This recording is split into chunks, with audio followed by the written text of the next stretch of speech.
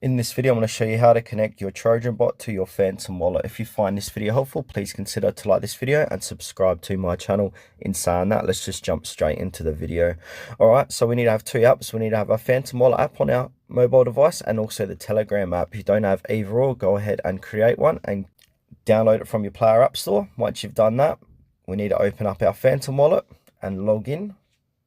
Then from here, we need to click onto our account on the top left-hand corner of the page, and then click on the gear icon like so.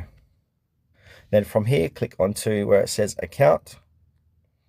And then at the bottom of the page, it will say show private key. So we need to get our private key.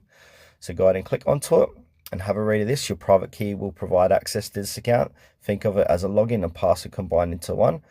And then down the bottom, it will say continue. Before you click continue, you've got to click the checkbox. It'll say I will not share my private key with any third-party person, website, or application. So do not share with.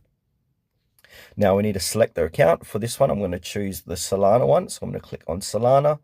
And now I've got to, here's the key here. So I'm going to copy this to my clipboard and then click on I understand.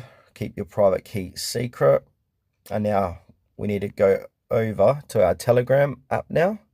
And now from here, we need to do a search. So go ahead and click onto search. So click on the search button and then we need to type in Trojan Bot and then hit enter, and here it is here. So click on Trojan on Solana.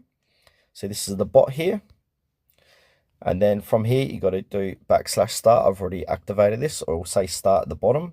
Once you've done that, a page like this will appear.